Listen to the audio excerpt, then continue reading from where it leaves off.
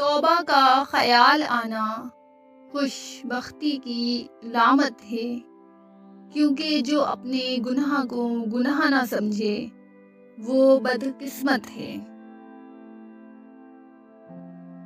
کبھی بھی کسی انسان کو اس کے ماضی کے حوالوں سے نہیں پرکھنا چاہیے، کیونکہ انسان کی سوچ اور کردار مسلسل تشکیل میں رہتے ہیں۔ لوگوں کے رویوں کا زہر چکھ کر وہیں پر تھوک دیں، نہیں تو یہ آہستہ آہستہ آپ کو ڈپریشن کا مریض بنا دے گا۔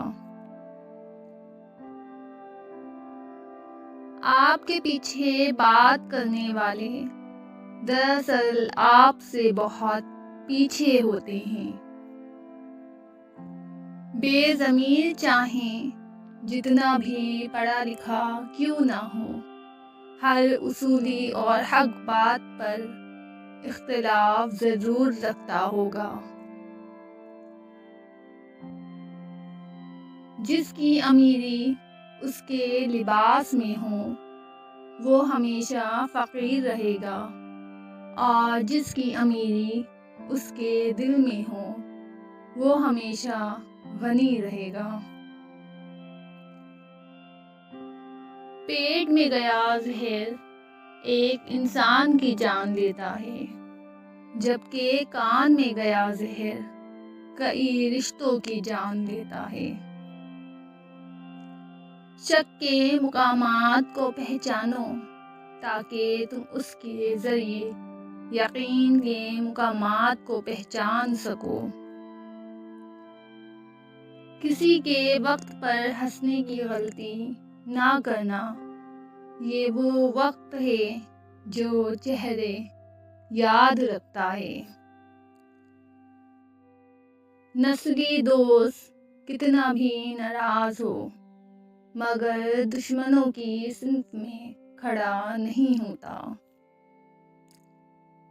زندگی کا اپنا ہی رنگ ہے، دکھ والی رات سویا نہیں جاتا اور خوشی والی رات سونے نہیں دیتی۔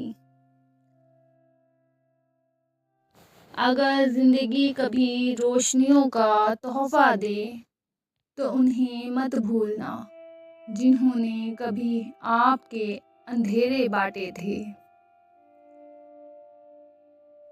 جس کے پاس دعا موجود ہے اس کے پاس تمام حل موجود ہیں۔ ایک نسل کی جہالت دوسری نسل کی روایت اور پھر تیسری نسل کا عقیدہ بن جاتی ہے۔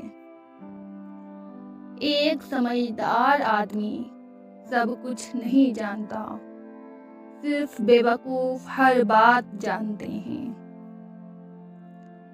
گھمنڈ نہ کرنا، زندگی میں تقدیر بدلتی رہتی ہے، شیشہ وہی رہتا ہے، بس تصویر بدلتی رہتی ہے۔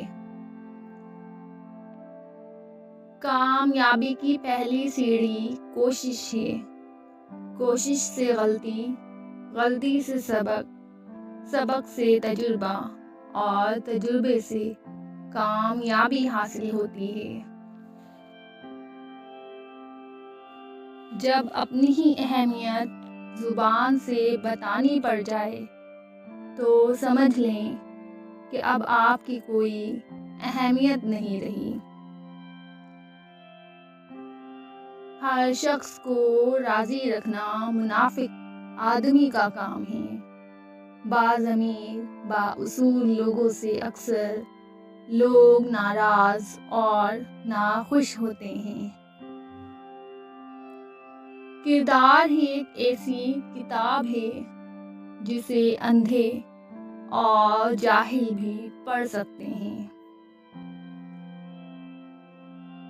وہ ایک انگلی جو مشکل وقت میں آپ کے آنسو پوچھتی ہے ان 10 انگلیوں سے بہتر ہے جو آپ کی کامیابی پر تالیاں بجاتی ہیں۔ اپنی زندگی کو اس درخت کی طرح بناؤ جو تنہا کھڑے ہو کر سورج کی تپش برداشت کرتا ہے، لیکن اپنے دامن میں آنے والے کو سکون بخشتا ہے۔ ہمارا تعلق ایسے منافق معاشرے سے ہے جہاں اختلاف رکھو تو بدتمیز، سچ بولو تو بے ادبی، چپ رہو تو منافقت، اور حقائق بتاؤ تو ناراضگی۔ جن میں تنہا چلنے کے حوصلے ہوتے ہیں، ایک دن انہی کے پیچھے قافلے ہوتے ہیں۔